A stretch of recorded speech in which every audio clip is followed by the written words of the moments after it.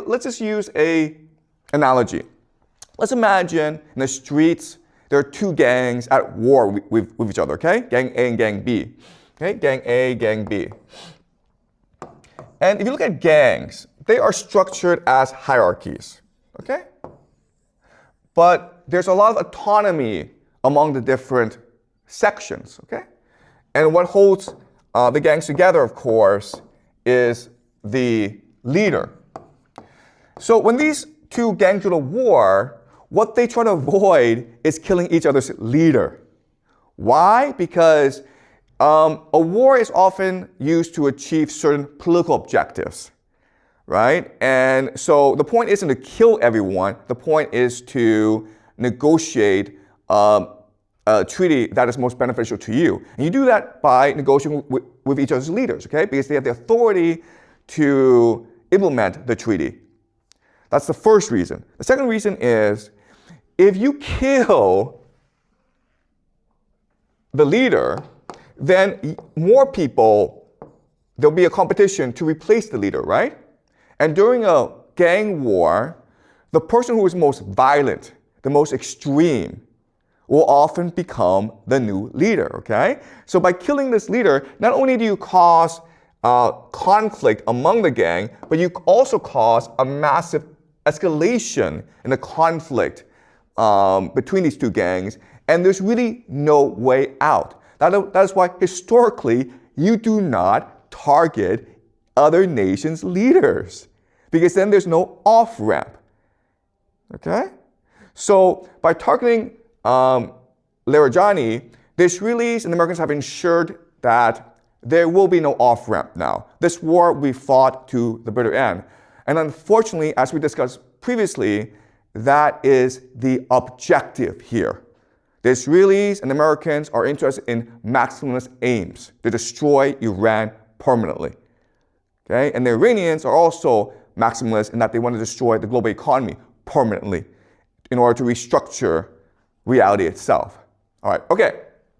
So this leaves us with three major questions that I want to look at today, okay? The first big question is, how are these leaders dying?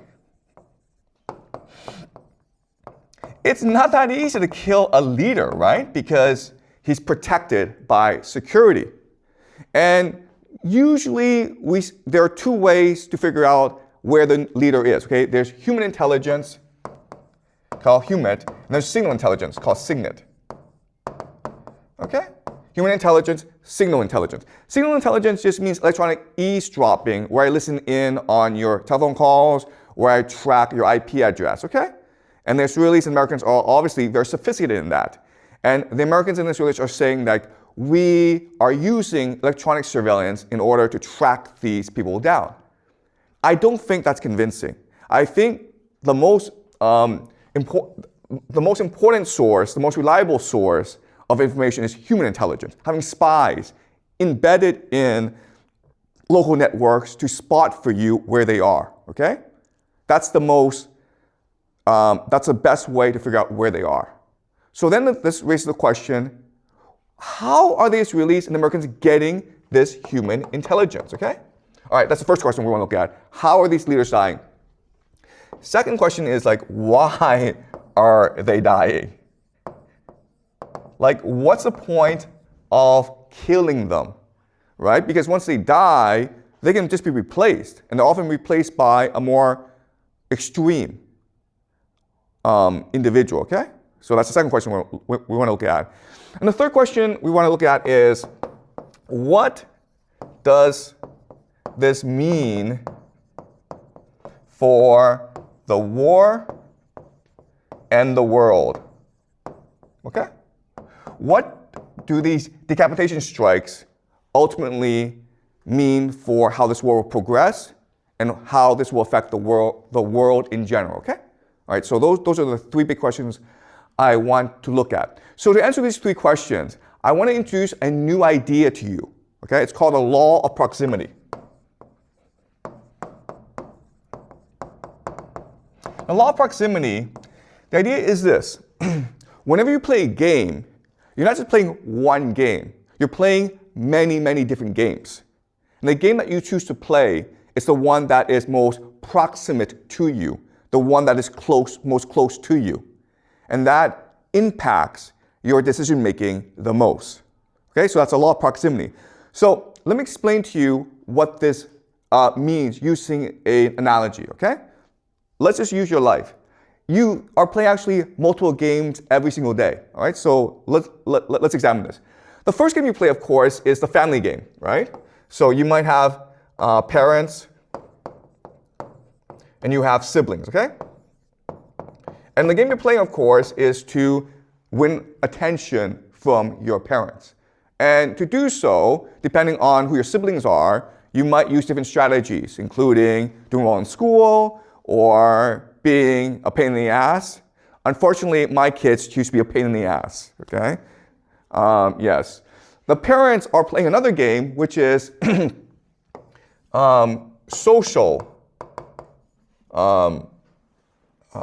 prestige, right? So they're competing against other parents to have the best family possible, all right? So, and then not only do you play a game at home, but you also play games at school, right? Right? So when you go to school, you're competing against your classmates for attention and popularity, but you're also playing a game in school to get the best grades so that you can get into a good college, right? Then you go to work where you're competing in order to win the favor of your boss and to be popular among your colleagues. Then you play a city game where you live in Beijing and you want Beijing to be better than maybe Shanghai or Shenzhen, okay? And then you play a game of maybe a nation where you want China to be stronger than Japan, okay? So as you can see, every single day you're playing multiple games, even though you may not recognize it. And again, what's important is the game that is most important to you is the game which you are most close to, right? The one that you can see in front of you.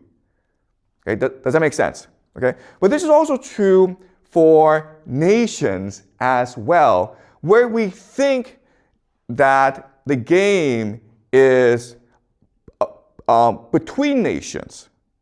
But really, the game is within nations. And the conflict within nations is the one conflict that determines how nations behave against each other. All right, so today what we will do is we will look at 3 examples of this, okay? We will look at the civil conflicts in America, in Israel, and in Iran to figure out why they behave the way they do, and then figure out how this war will progress.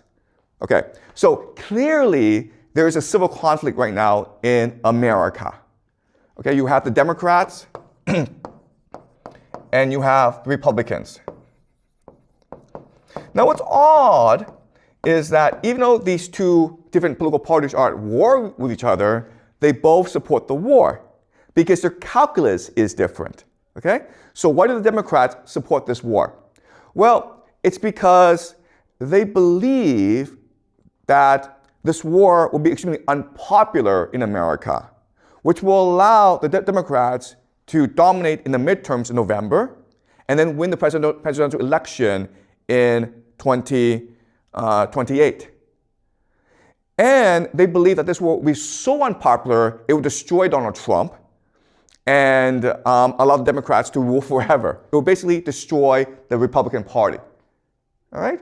And so that is your strategy. And if you think about it, it actually makes a lot of sense.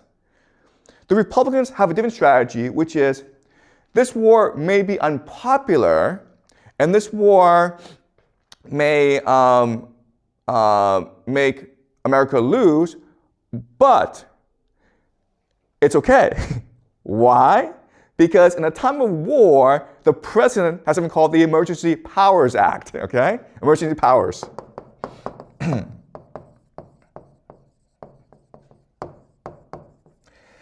Emergency powers allows the president to essentially suspend the Constitution and to suspend or delay elections.